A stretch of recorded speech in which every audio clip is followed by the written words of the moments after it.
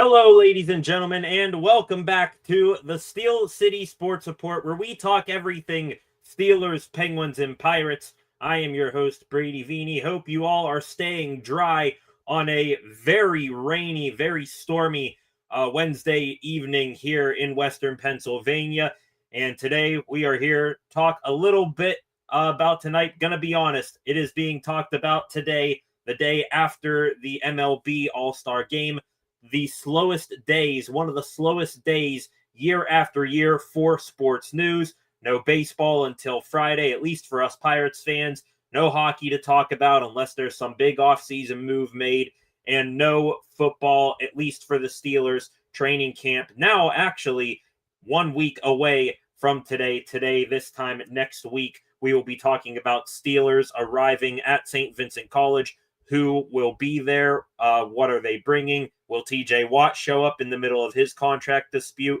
Does Omar Khan have another move up his sleeve between now and then? I'm sure we can all speculate that up until next week when we can finally get some answers to questions that we have been asking. First thing is first, if you are new here to the channel, please subscribe and turn on notifications so that you never miss when I am live again.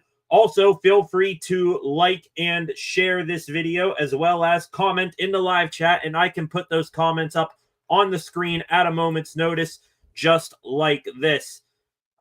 Any thoughts, opinions, questions, get them in there, and I can interact with you fine folks. That way, I would appreciate it very, very much. Going to start things off today, talking mainly about the Pittsburgh Pirates, even on this slow day here, for the sports world. Do got a little bit of Pirates news to talk about. Paul Skenes last night starting in the All-Star game for the second year in a row. Also, they made a trade today, the first of what we speculate will be many between now and the July 31st deadline. Are going to start right there with Paul Skenes. Let me get the banner up right here so Paul Skenes last night dominant in the All-Star game, starting it for the second year in a row, the first pitcher in MLB history to do that, the first Pirate ever to start in back-to-back All-Star games. And Paul Skenes, it was exactly what we expected from him. When the lights are shining the brightest, ladies and gentlemen, that is when you see the best out of Paul Skenes. Let me share the screen right here. There's a picture of him last night. And as you read here, 3 up, 3 down, rose to the occasion, struck out the first batter of the game, Gleyber Torres, second baseman from the Detroit Tigers, with a 100-mile-an-hour fastball upstairs. The second batter, Riley Green, left fielder as well for the Tigers, at least got it to a 3-2 count, but then Skenes, 2, blowing him away with 100-mile-an-hour high heat. And then the matchup we all were expecting, Aaron Judge versus Paul Skenes. I believe it was on the second or third pitch of that at-bat. Skenes getting judged a weak ground out up the middle, and that was all for him. Would have liked to see him, to have seen him gone an extra, inning as a starter in the All-Star game. I think, you're the starter for a reason, so, why not, give him a little bit more special treatment than everyone else. Let him pitch another inning or at least another couple of batters. But hey, we asked for it. Livy Dunn asked for it. We just didn't get it. But not going to complain whatsoever about Paul Skenes. His official stat line, 1 inning pitched. Of course, no hits, no runs, no walks. Struck out to 14 pitches, 9 of which were strikes, 3 swings and misses. And like I said earlier, this right here, this reminder of Paul Skenes on, even though it's an exhibition game, that means nothing. Still, when the lights are shining the brightest, when all eyes are on Paul Skenes, he just clearly ratchets it up to a whole new level. And it makes you wonder, if this team had any competence whatsoever of creating a competitive baseball team, my God, what kind of beast would he turn into in an October baseball game in PNC Park? It would be absolutely an insane environment, and he would probably have the best pitching, the most dominant pitching performance that we've ever seen from a major league pitcher ever. And of course, after Skenes was done, bottom half of the first inning, the National League, Shohei Ohtani, Ronald Acuna Jr., Ketel Marte, of course, they all have hits. And Skenes gets a 2-0 lead. And the jokes, they were flying right off the shelf. Bob Nightingale, MLB Insider, one of them. Pardon National League All-Star starter Paul Skenes if he doesn't know what to do with himself. He has just been introduced to run support. After throwing a 1-2-3 inning, his teammates respond by scoring 2 runs for him in the first inning. Jokes all around, mocking the Pirates. And really, I'm a little disappointed because the Pirates, for all they haven't done, I would say, for all they have done, because they haven't done a damn thing with Paul Skenes, for all that they haven't done and for all the times that they have failed in just this short 2-year, a little over 2-year span now with Paul Skenes, they did not mention the Pirates, the team that Skenes plays for, all that much. They showed the graphics, this one graphic with him in a Pirate hat, 120 or 198 ERA, lowest ERA through 43 starts to begin a big league career since 1912. And they showed all that. They showed his ERA this year, his whip, strikeouts, walk ratio, all that. And then when he was on the mound, warming up before he began pitching, you see in the little bit at bottom of the screen, record 4-8.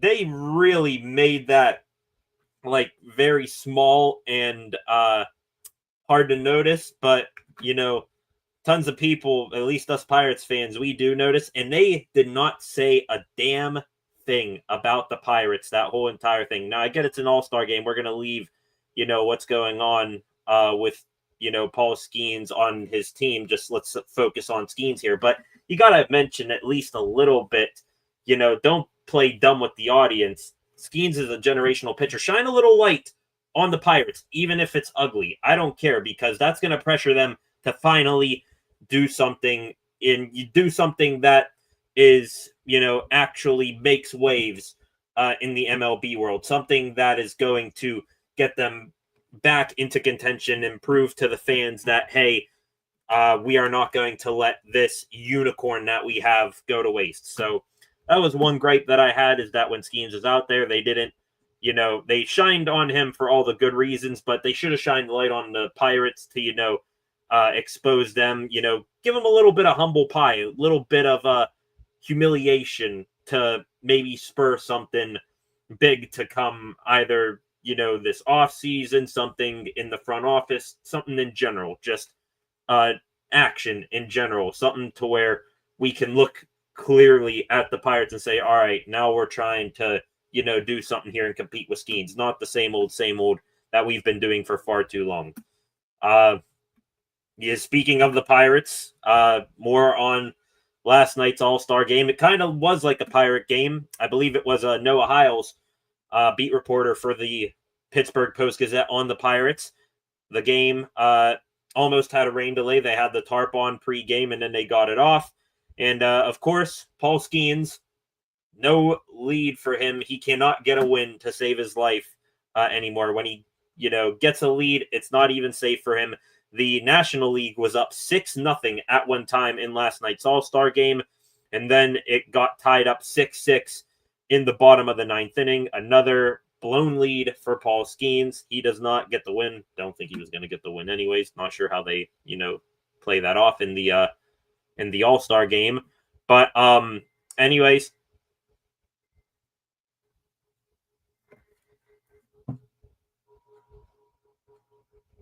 excuse me, ladies and gentlemen. Sorry, have the TV on ESPN next to me here. If you are in Western Pennsylvania like I am, please be careful out there today. Lots of rain here today and flash flood warnings. They are coming in all over the place. I've been hearing EAS alerts all day, so please be careful out there. Do not, take any risks driving if you don't need it. So please be careful out there with all the rain. I thought that was my phone for a second, but turns out it was the TV. Anyway, back to the ball game, and hopefully, my stream stays on here with the storms. Yeah, 6-0 lead for the National League. Wound up getting tied up 6-6 in the bottom of the ninth. Paul Skenes, of course, he exits the game with a lead, and his team cannot hold it. Then the game went into a new swing off, sort of like a mini home run derby, instead of continuing the game into extra innings. Three batters from each team, they get three swings apiece, and whatever team hits the most home runs gets the extra run to win the game. Kyle Schwarber of the Phillies, going 3 for 3, gave the National League a 4-3 home run advantage, and that ended up being enough. So the National League did win the All-Star game. Feels like the first time in a while. It seems like the AL always wins that, but just going over some things last night, some extra thoughts that I had on the All-Star game. I liked the ending, the home run swing off. Does it need to, belong in regular season games?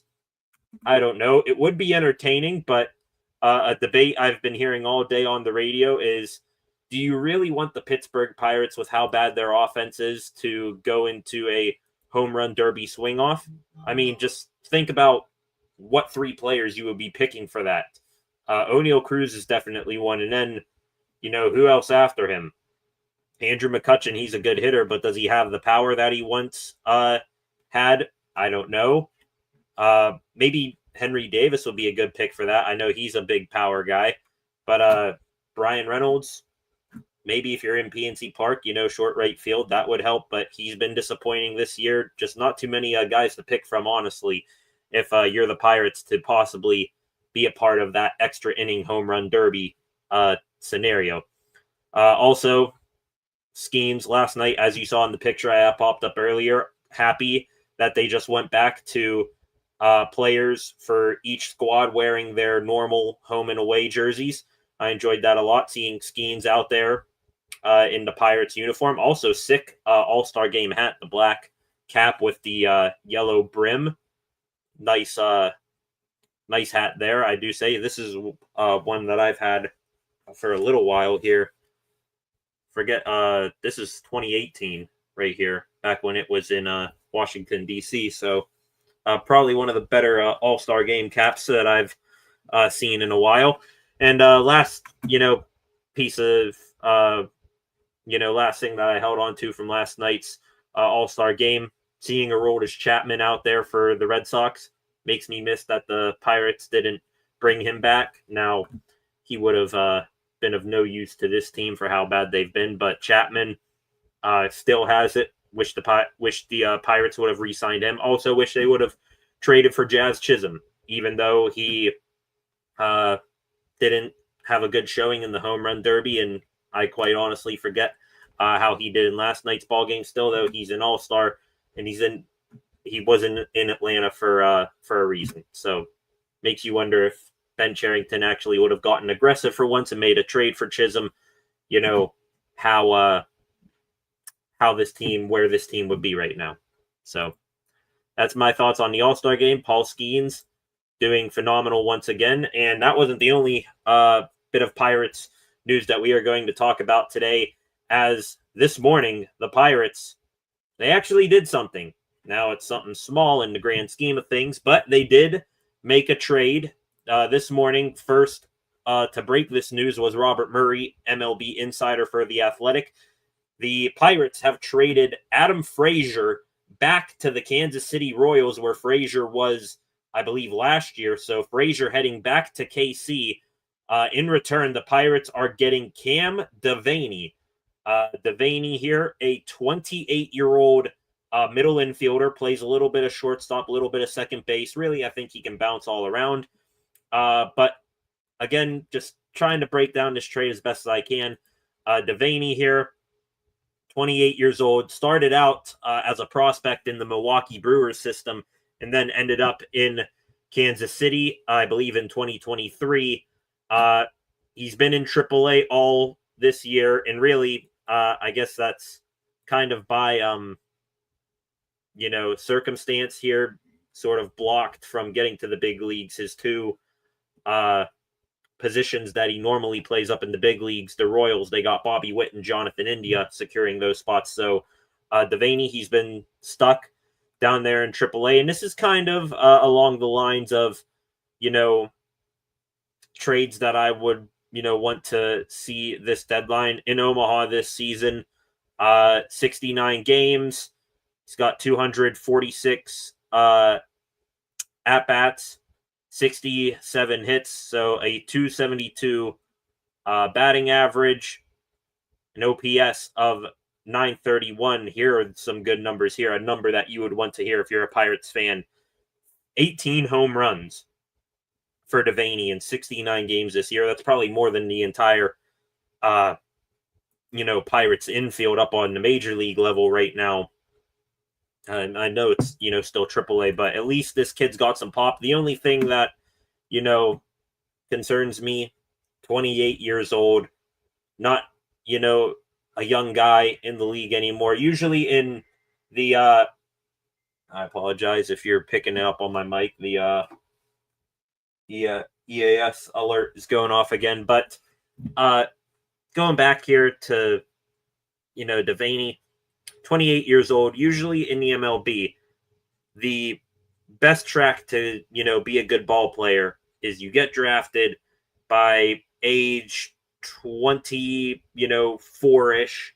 You're like sniffing the big leagues, possibly, thinking of getting a call up, and then by, ages 25, 26, 27, you're in your prime of your baseball career. Meanwhile, Devaney here, 28 years old, hasn't made a big league appearance yet. Again, still has the pop, good batting average, good OPS, 55 ribbies, but very concerning that he hasn't made the big leagues. And I know, like I said, Bobby Witt and Jonathan India, but eventually, your play has got to pop through to where your big league club will say, hey, we got to get this kid up here. And I just don't think he's had it. So, it's not like he hasn't gotten called up to the big leagues yet. Actually, Colin Beasley, he does some work for the Post-Gazette as well, covering the Pirates, said that Devaney, he was called up to the Royals to make his big league debut against the Pirates last week, but he didn't make an appearance, sort of a Drew Maggi situation almost. So, so Devaney, now a Pirate, 28 years old. I guess this is as good as you can get for what was left of Adam Frazier. It just sucks that still in year 6 of the rebuild now, the Pirates, they are still resulting to these trades that, you ship off the old rotting corpse of a once decent baseball player, and in return you're getting a lottery ticket, either, a young guy who's light years away from, possibly making the big leagues if he ever, gets close to it, or, something like this where you're getting a guy who hasn't gotten a chance in the big leagues yet. And, it's concerning the age, how, what's he got to show at the big leagues, having not had a shot until, maybe at some time later this season with the Pirates.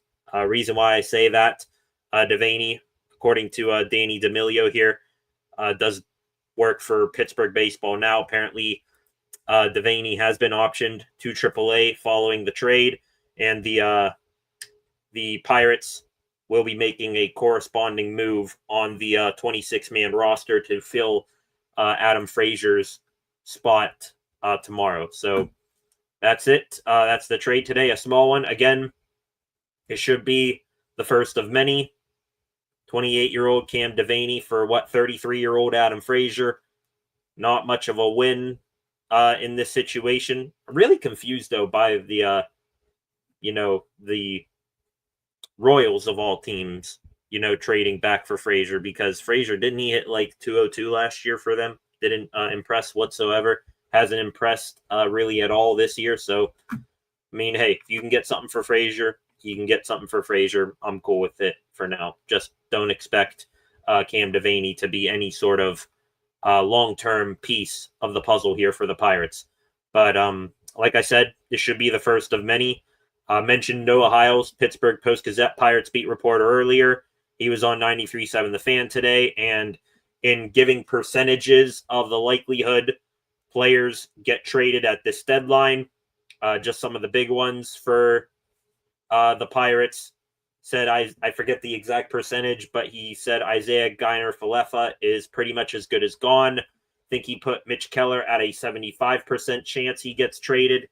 Ke'Bryan Hayes, a 60% chance that he gets moved. And also, I think it goes without saying, he thinks that pretty much anyone who is on an expiring one-year contract will also get traded. So expect lots of moves here for Ben Cherington. Will they be the right ones? Most of them, probably not. But let's just hope and pray that he somehow lucks into something here and getting returns, especially for, whatever you would consider high profile trade chips for the Pirates in like Keller and IKF. So we'll have to wait and see. Also, by the way, kind of goes without saying here, but Heil's saying that there is less than a 1% chance that Paul Skenes gets traded this deadline, but also puts it at pretty much damn near the same percentage, under 1%, that Skenes signs a second contract here with the Pittsburgh Pirates. So something's got to change quickly. We're in a poor year, in a year where you're supposed to be contending and in the hunt for not just the wild card, but for the division with a guy like Skenes.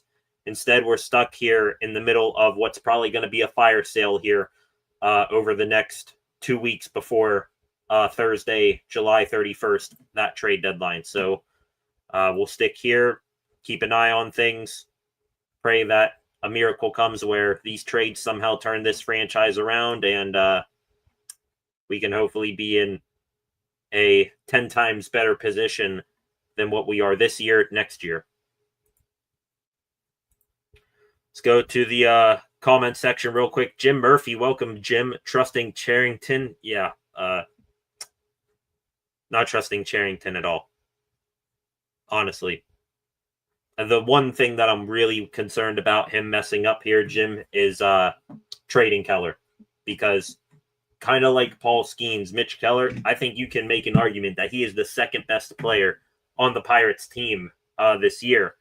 O'Neal Cruz, once upon a time looked like that, but then he regressed back to, the inconsistent self that we know him to be.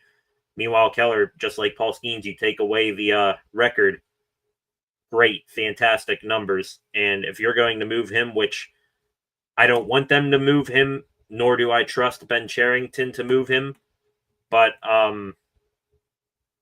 if you can get back, like I think I heard Noah Heil was speaking of him, the Chicago Cubs and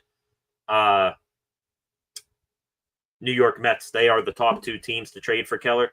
You got to be, if you're Cherington, a conversation starter for Keller.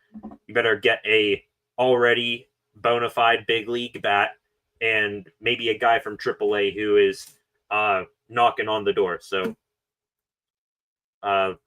it's going to take a miracle for him to, get exactly what we deserve in a trade return. And we're just going to need to hopefully hope that he either lucks into something good or that he doesn't make these moves and that he gets canned in the offseason to where a new general manager can come in and hopefully make the correct moves, which, clearing a pretty low bar when talking about Cherington and trades.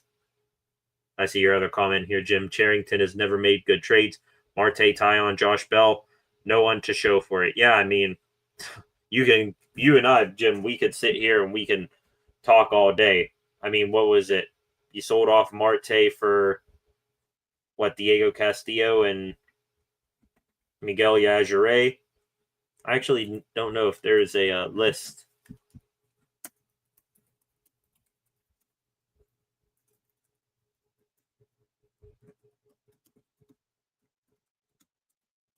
Is there a list here of his trades as a Pirates GM? Let's look here. I'm going to take a look at this one. Bucko Ball World Press. Traded Austin Strickland for Joey Bart last year.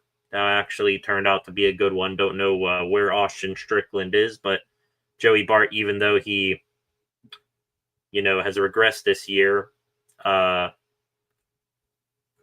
still I'll take what he did last year as a win in that trade. Colin Selby for Connor Oliver. Nothing trade there. Nothing trade there. Luis Peralta for Jalen Beeks. That one's a bad one. Peralta was at least top 20 prospect, I think, when the Pirates traded him for a couple months of Jalen Beeks, right when the team imploded. Quinn Priester for Nick York. That one's looking pretty bad right now. Not the trade itself. At the time, Priester for York, it was pretty much a prospect for prospect trade, and York has disappointed this year. But Priester, he didn't stay with Boston. Now he is with the Brewers, and wouldn't you know it, the Milwaukee Brewers, who are pretty much better than the Pirates in every single aspect of running a baseball team, they have gotten Priester back to at least a respectable major league starter. There's a bad one from last year. Jun Seok Shim and Garrett Forrester for 25 games or something of Brian De La Cruz, who absolutely sucked, and now he's in the minors on some other team. Bad trade there. Don't know that one. Patrick Riley for Billy Cook, TBD on that one. Charles McAdoo for Isaiah Kiner-Falefa. That's a all right one. Looking here, anything else? Oh, those were just the trades from last year. But yeah, still though, we can be here all day. All of these, trades that we remember chipping off tons of good guys. Marte, Tyon, and we got nothing in return. Absolutely terrible. I would take Matt Ryan and that number 1 Cubs prospect for Keller, Hayes, and Bednar. Matt Ryan. To not watch Hayes bat anymore, I take a day off work and drive him to the airport if they would trade him. I mean, at this point, and I hate it, it's such a, he's one of those guys where he made the big leagues and he's stuck here, but he's just been so disappointing for too long now. I don't know whether you would credit it to the batting philosophy of the organization or his chronic back injuries, but yeah, just seems like Hayes, anytime you watch his at-bats anymore, he's either striking out, he's grounding the ball softly to shortstop, or he's hitting a routine shallow right field fly ball that gets caught for an out every single time. When he's not, if you watch Ke'Bryan Hayes' at-bats, if you had a, shot of whiskey or bourbon in front of you, take a shot every single time Ke'Bryan Hayes fouls a ball off and to the right, down the first base line, you'd be completely obliterated before the end of the night. So in terms of, getting a trade package here, I'm trying to think here. Ke'Bryan Hayes, Keller, and Bednar to the Cubs.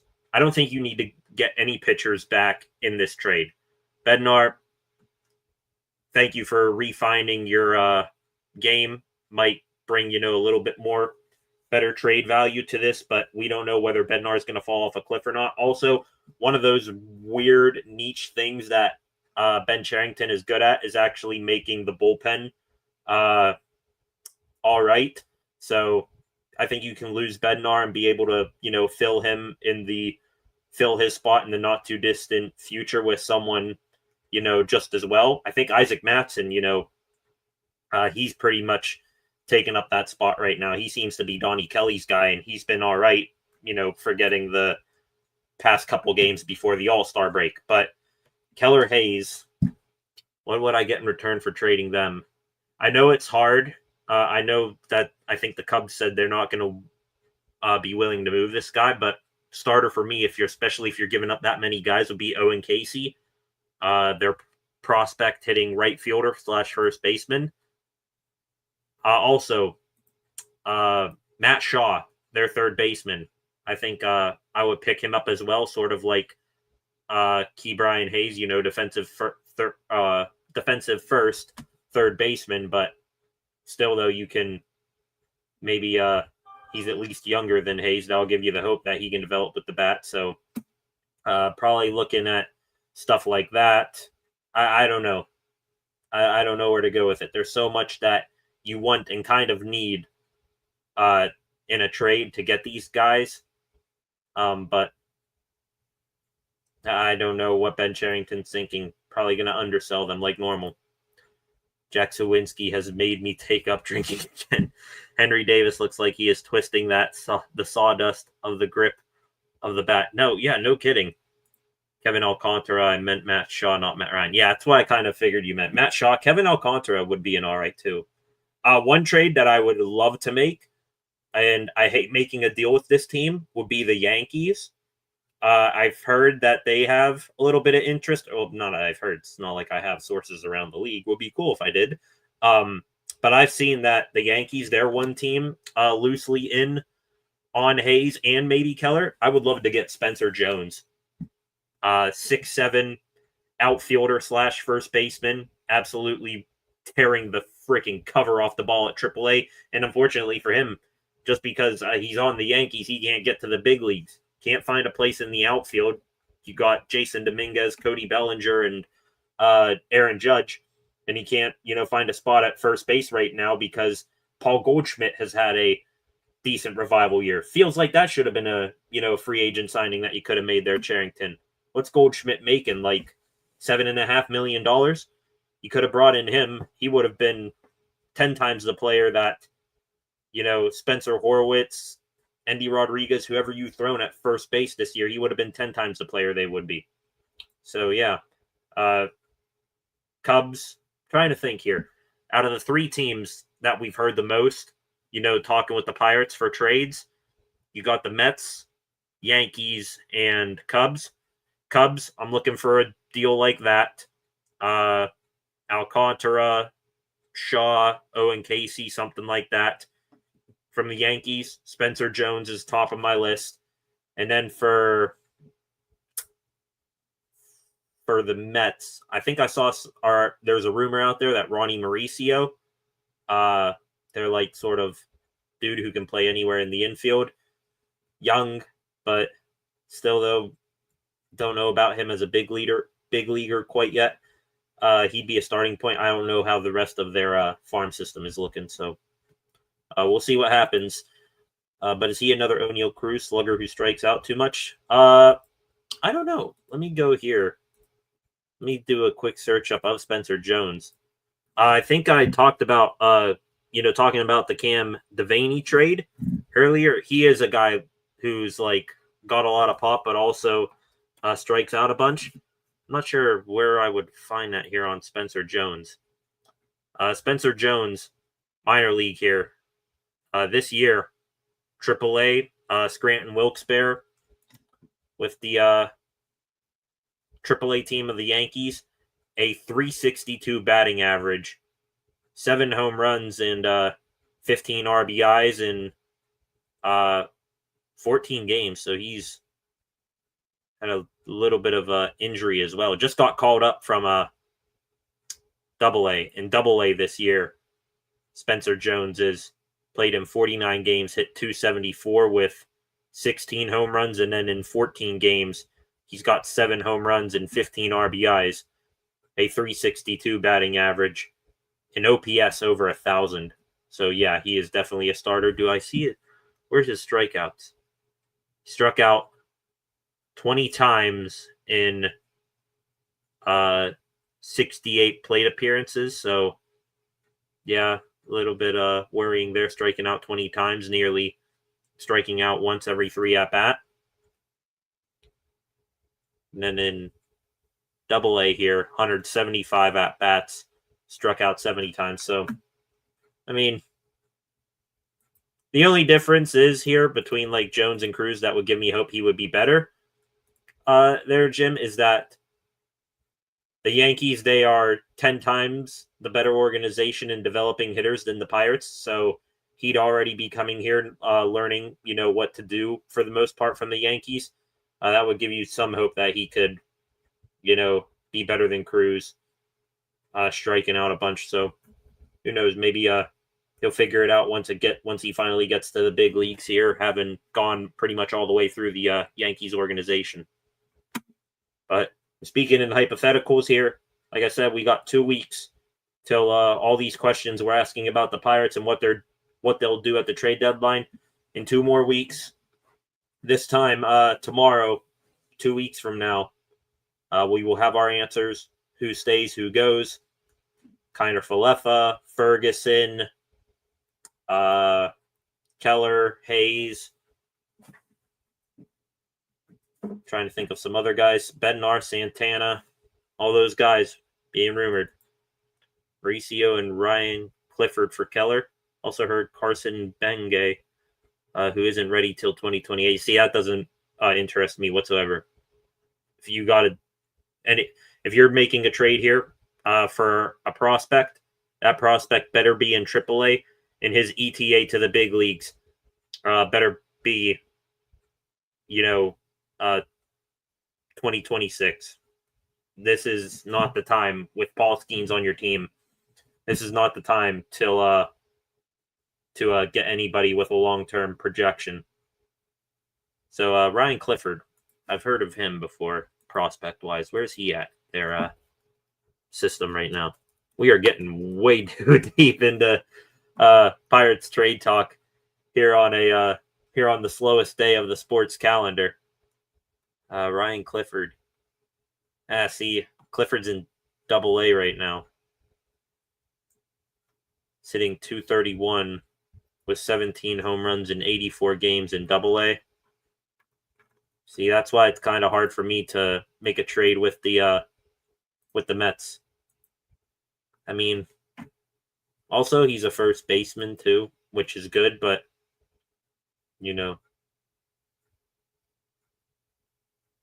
Mauricio would be, I think, the headliner in there. Ryan Clifford. Click on the right thing.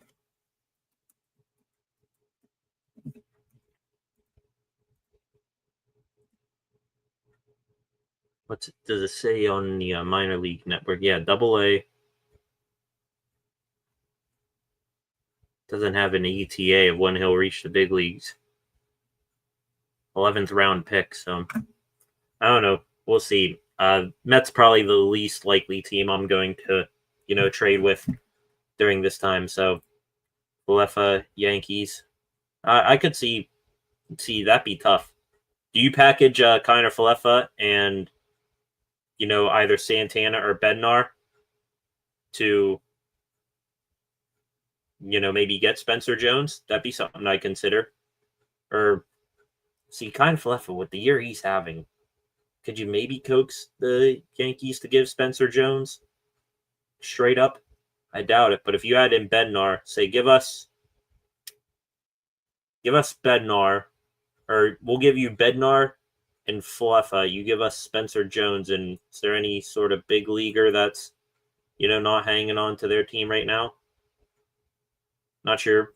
We'll add in Ke'Bryan Hayes. How about Ke'Bryan Hayes and Isaiah Kiner Falefa for Spencer Jones and Oswaldo Cabrera, or Oswald Peraza? I'd be considering of doing that as well. Yeah, Yanks or Giants? Giants. Not sure who they would have to offer. Last comment: Charrington is going to screw it up. Aiken to Captain Tom Smith, steering the Titanic into the iceberg. Yep. It's just a matter: is he going to hit it head on, or is he going to, avoid it or just get a couple scrapes? Either way, rearranging deck chairs. So we'll see how it is. Like I said, all of our questions, all of our speculating right now, we'll get a little bit more clarity on it around this time next week. So hope you join me back here then. Thank you, Jim. Appreciate it, Jim. Okay, just I want to thank Jim for hopping on the comments section. For all of you in here right now, please subscribe to the channel and turn on notifications so that you never miss when I am live again.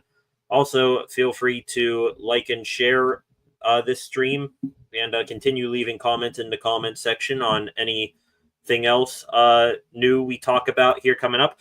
Going to continue the stream right now. Let's get into some Pittsburgh Penguins talk here just for a couple of minutes. Don't know how too deep I can get into on this, but their schedule for this upcoming season has fully been released. Of course, we found out, I believe this was back on Monday, that the season will begin with the Penguins on the road, kicking off the year in New York against the Rangers. Old head coach Mike Sullivan plays the Penguins, and old assistant coach for the Rangers, Dan Muse, begins his head coaching career with the Pens. Here, I'm going to share the screen here. This, I believe this is from Seth Rohrabaugh here. This is on the Penguins website. Their full list of games right here. Home opener right here, October 9th. New York Islanders and Rangers back-to-back. So the Pens see the Rangers twice in their first 3 games of the season. All New York teams to kick off the year. Then they immediately go on a road trip, West Coast road trip. Another road trip here. This one kind of strange for me here in late October leading into November. Philadelphia, and then you go to Minnesota, Winnipeg, and then Toronto. So you're going to the east half of the state and then going, boom, Minnesota, and then coming back that way. Interesting homestand right here, Nashville, Minnesota, Seattle, Buffalo. Looks like that might be their most successful homestand of the year, if I had to guess. Looking here just at a couple things that interest me. 5-game homestand here in December from the 9th to the 16th. And then the Pens here, looking at the rest of these December games around Christmas time here. They're on the road for both games, the first game before Christmas break and the first game after Christmas break as well. Also here, by the way here, did not forget to mention this. November 16th and the 14th here at Nashville and then home against Nashville. These here are actual home games at PPG Paints Arena. These 2 games here at Nashville, that is the international series that they are doing. The Pens will be over in Stockholm, Sweden with the Predators to take on Nashville then. So that will be an overseas set of games right there. A couple interesting span here of Eastern Conference teams right here. Carolina, Detroit, home and home here with Detroit. Columbus, New Jersey. Looking here, tough stretch right here the rest of the way. Tampa is there. Edmonton, New York Rangers. Got Vegas here in March. Buffalo and Philly and Boston right here. Another homestand. Long 5-game road trip right here from March 10th to the 18th. 5 games in 8 days. Carolina, and then you go out west. Vegas, Utah, Colorado, and then you go back to Carolina. Wow. What kind of scheduling was that? We're going to go down to Carolina, go all the way over to the West Coast, and then back to Carolina. So you're kind of going, starting here, boom, boom, boom, boom, sort of making like an L there. Then they wrap up the season here, final game of the season, April 14th at St. Louis. Right here, ladies and gentlemen, this game here is what I'm going to be focused on probably the most this year. Saturday, April 11th, 3 p.m. at home against the Washington Capitals. Final home game of the regular season. That will probably be, if I had to guess, Evgeny Malkin's final game as a Pittsburgh Penguin. I know Kyle Dubas said, we're going to talk with Malkin and his agent during the Olympic break. By the way, the Olympic break right here, February 5th the final game before the Olympics. Pens are in Buffalo, and then they are off the 6th to the 25th. And then February 26th, they are back in action against New Jersey. But anyway, back here, final game of the year. I know Kyle Dubas said that he will talk with Malkin and his agent over the Olympic break because, yet again, Russia not being involved in the Olympics. But if I had to, take a guess right here, right now, on July 16th, looking a little under a year ahead of now, Washington in Pittsburgh, Malkin versus Alex Ovechkin in his final home game in Pittsburgh.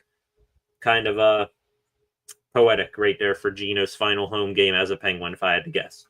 So that is it for the Penguins 2025-26 regular season schedule. Do not expect much from this team this year. I know certain spots of that schedule look, Penguins could do well here, could do well there, but let's not forget here, we are in the middle of the rebuild.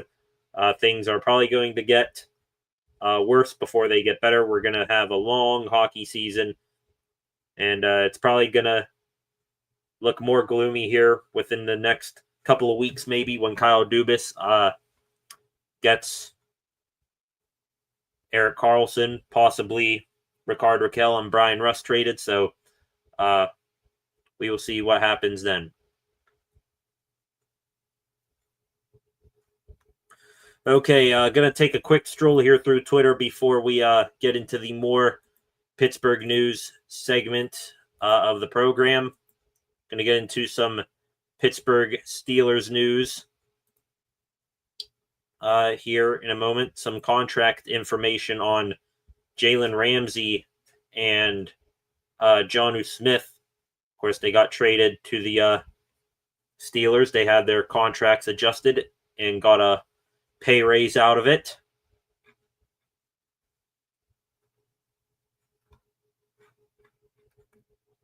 Not seeing too much here. Not much news. Just wanted to take a stroll here, see if there was anything up, but not expecting to see too much here today. Once again, the quietest day in the sports world here after the MLB All-Star game, so not too much to talk about. We're going to wrap things up here with some extra Pittsburgh sports news here for the day. Like I said, Jonnu Smith and Jalen Ramsey, some new details on what their contracts will be with the Pittsburgh Steelers following that blockbuster trade a couple of weeks ago. They were revealed today, according here to Spotrac. Jonnu Smith, he is now on a 2-year deal with the Steelers. It is a $16 million deal, a little under $7.5 million guaranteed. That includes it is a $16 million deal.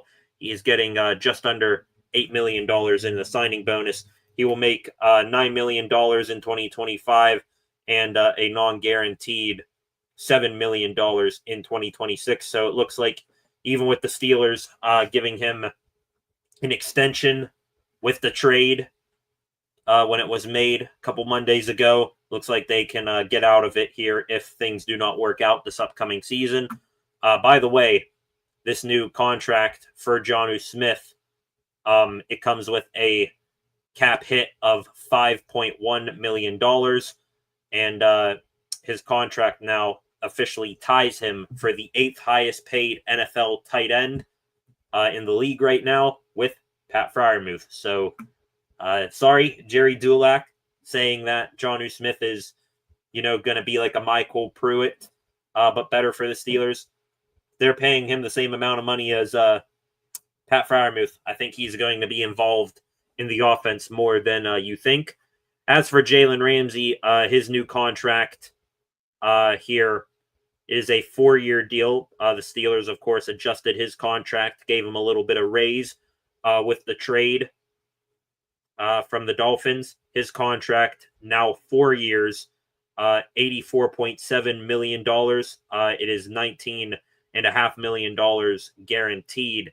All of that guaranteed money, by the way, is in 2025. The cap hit for Ramsey actually less than Jonnu Smith, coming in just under Smith. Smith was a $5.1 million cap hit. Ramsey, though, a $4.9 million cap hit this upcoming season. $3.5 million of his 2026 salary is guaranteed for injury only. That according to Spotrac. So looks like all the way around here with the Steelers, I think they won the trade.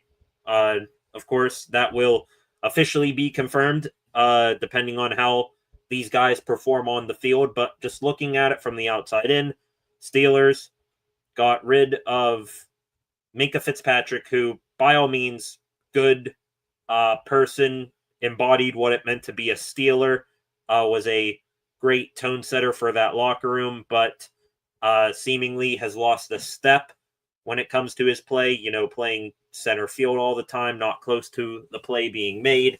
The production lacked. I think he had one interception in his last 28 games.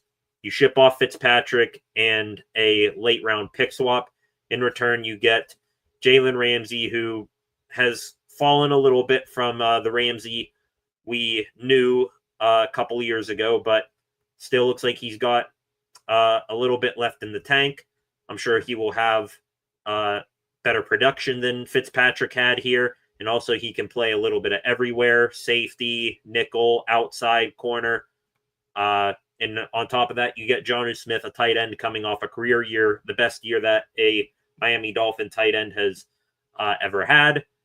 And now he's back in a familiar system here, hopefully going to be a big part of this new and improved, I think at least, offense with Aaron Rodgers slinging the pill to Smith, Freiermuth, Washington, and I think it's going to be a underrated running game with Jaylen Warren and Caleb Johnson. So good stuff all around. Steelers, I think they got the better players in this trade, and also they're not going to be paying those players as much as we thought for next season.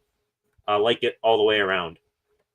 Moving on to some other Steelers topics here. Cam Hayward today, he was on the Rich Eisen show, and he got to talk a little bit about, things before training camp begins this time next week.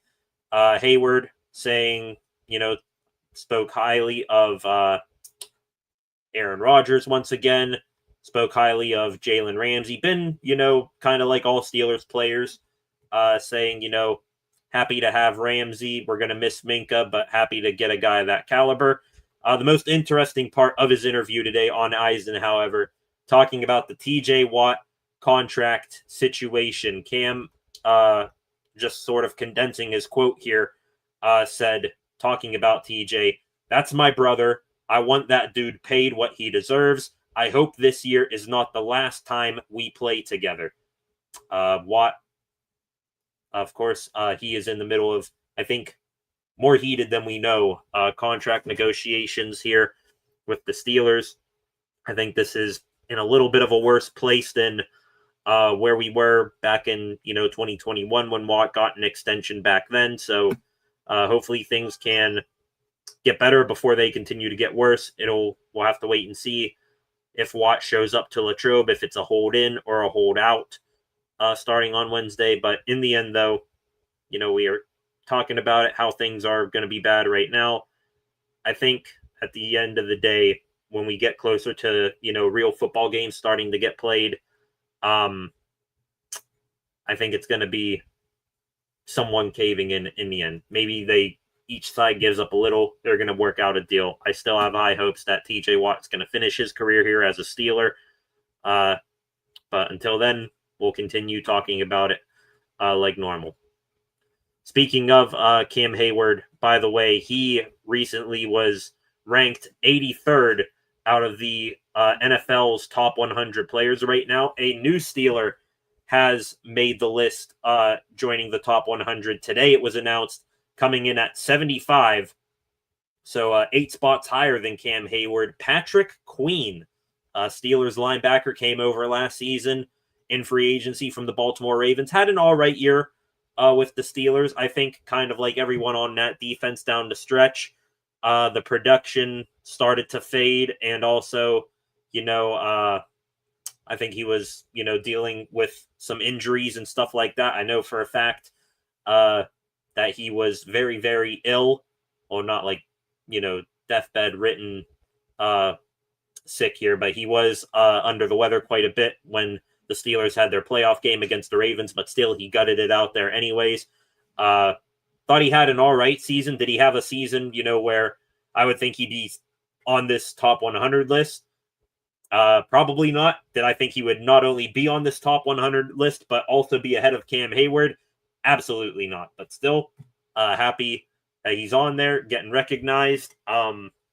Think he'll be much improved this season coming up here. Second year in a new place. Last year, he had to, learn the Steelers system, learn how to be the communicator on that defense while, dealing with everything. So I think this year he'll be much better improved, and expecting a big year from him and the middle linebacker group as a whole. Peyton Wilson, Cole Holcomb as well.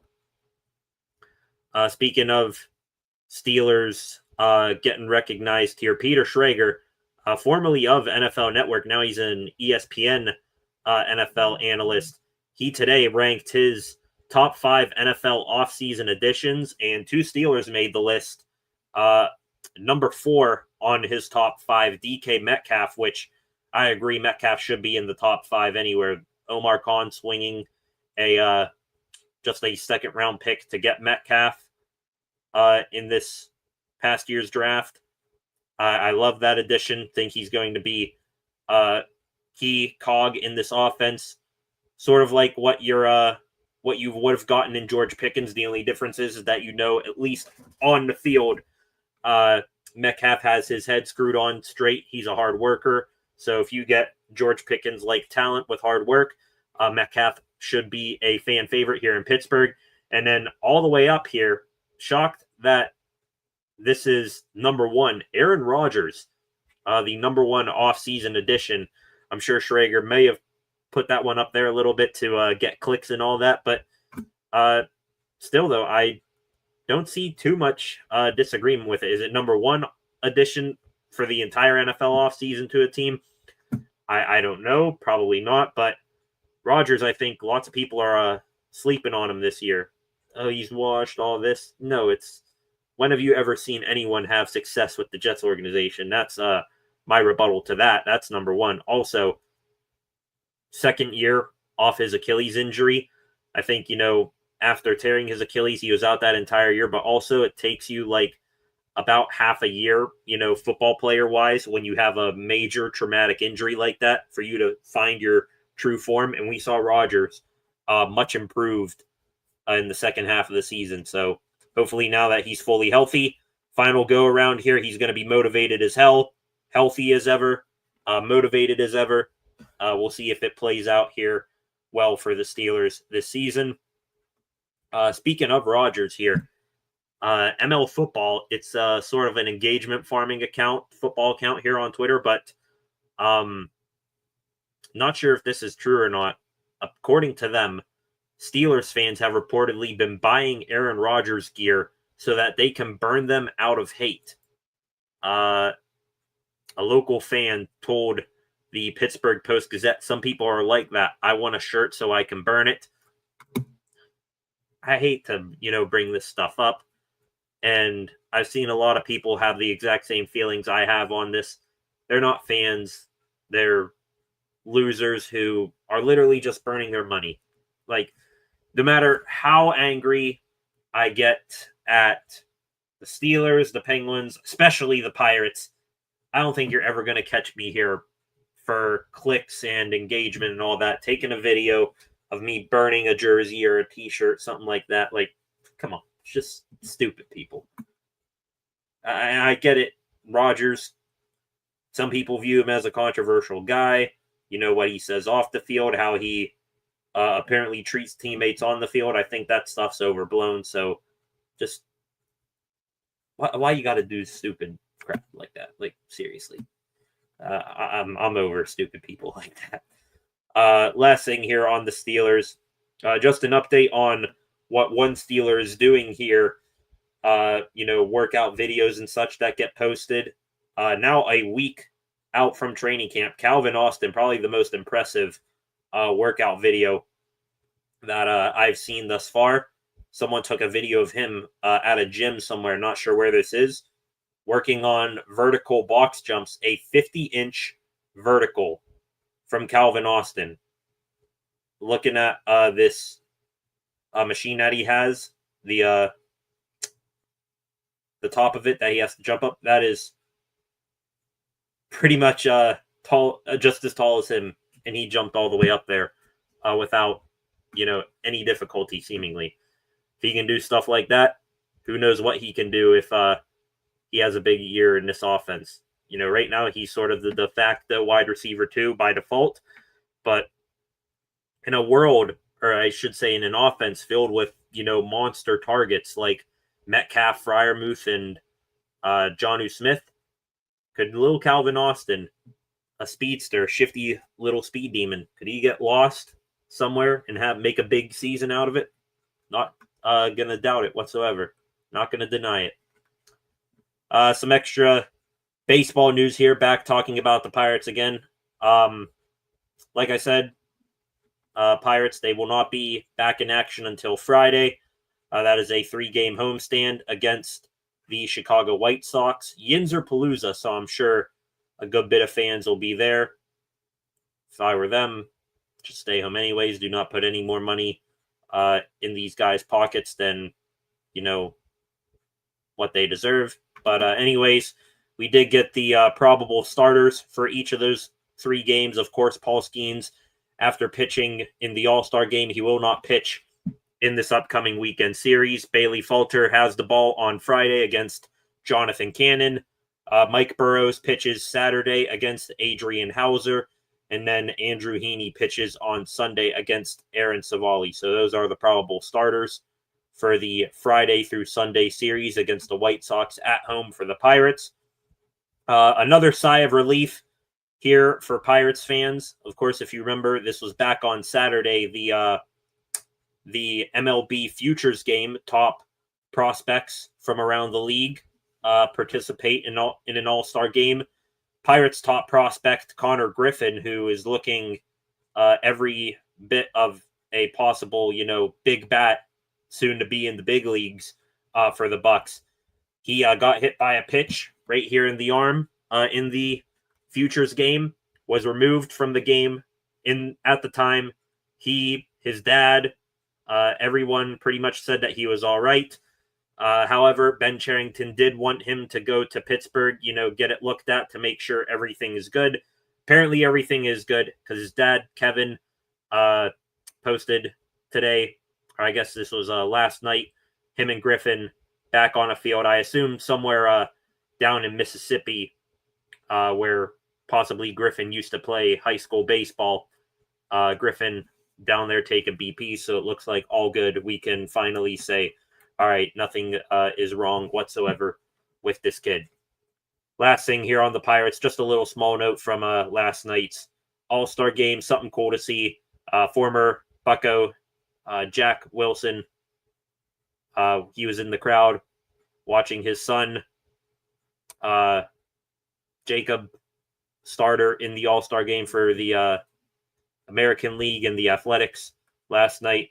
Just cool seeing Buccos back out there in the world. Probably one of the best Buccos in what has been a dark past quarter century for this team. So good to see Jack, as always. Pretty sure, if he were to come back right now and play for the Bucs, he wouldn't be the worst guy on the team. Last 2 extra news items here for the day, both relating to the Penguins. Finally, someone, with some, I guess, intel in the NHL finally said it. John Shannon, NHL insider, was on a podcast recently, said that the Crosby trade rumors, the Sidney Crosby trade rumors that are baseless, have no information or substance behind them whatsoever. Quote, I do not see it, period, from John Shannon. Finally, someone said it, because we all know it's not going to happen. We all know Sidney Crosby isn't going to go anywhere. He's probably going to play this year, probably, maybe another year or two after that, and then he's going to retire as a Penguin. It's so sick and tiring that you see so many NHL insiders and so many delusional fans from around the sports, and most of them probably from Canadian markets, because not sure if it's, a Canadian team wanting to bring home their hockey savior, Sidney Crosby, or not, or just because they're doing it out of, we're Canadians. We haven't won the Stanley Cup up here in freaking 30 years or something like that. We should get Crosby. It's annoying. It's rage bait. Finally, someone here said it. Crosby trade rumors. Nothing to it. I'm going to, from here on out, just see that, brush it off to the side. We all know it's not going to happen. Do not let them rage bait you. I'm done falling for the rage bait as well. Moving from one NHL insider to another, Jeff Merrick. Once again, another insider chiming in on trade rumors relating to Pirates players. Back to the Tristan Jarry well here. He's been rumored to be garnering interest from the Edmonton Oilers, because the Oilers, they are still stuck with their two goaltenders, Stuart Skinner and Calvin Pickard, who have failed them in the Stanley Cup Finals over the past 2 years. Anyways, now Jarry, this here on the Jarry rumors, Merrick saying, I think if the Penguins retain half of Tristan Jarry's salary, which I think is a little over $5 million, I think that there's a shot he can get moved. Can Dubas move Jarry without retention? Probably not. But which team is going to ask him to retain the least and maximize the return? So we will see. Looks like Edmonton, I think they're the lone player in this game right now. So we will see if anything comes about it. Teams, as always, like I said, the teams, they are looking for additions, especially in the trade market this offseason. The free agency market pretty bare. So that puts the Penguins in position to sell high on a lot of their assets. Taking one more stroll here through Twitter before logging off for the evening. 6 of you in here right now. Thank you for joining me here tonight. Back to the comment section real quick. Freight Train, way behind, but hey, Freight Train, it's all good. Just happy that you're showing up again. Man, we need to get this channel monetized. Or you need to get like a Patreon or Cash App or something, so those of us that watch all the time can support you. That's something that, I'll look to in the future. I think first and foremost right now, it's about, getting the subscriber count up here on the channel. And that way, if anybody wants to, if for somebody with some sway on advertising, monetizing like that, I'd be all right. But I'd have to do some work on that to see, how to go all about it. I'm still, learning YouTube as we're going here. Taking one final scroll here through Twitter. Not much going on today, so I think that's going to do it. The hopefully the final week here where we are stuck just, talking to ourselves here, scraping the bottom of the barrels here for news stories. Thank God next week, Pirate Baseball will be back for one, but also next week we will get to talk some real Steeler football. They are back at training camp, so can't wait for that. But till then, it's going to do it for tonight. On here for a little longer than honestly I was expecting. Thank you, Jim and Freight Train, for commenting. But talked quite a bit here on the slowest day of the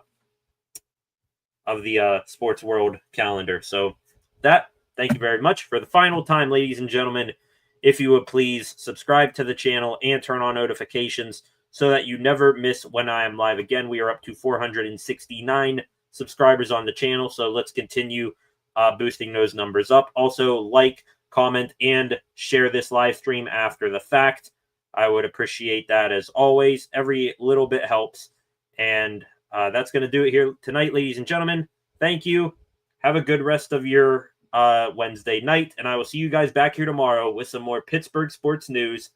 Peace.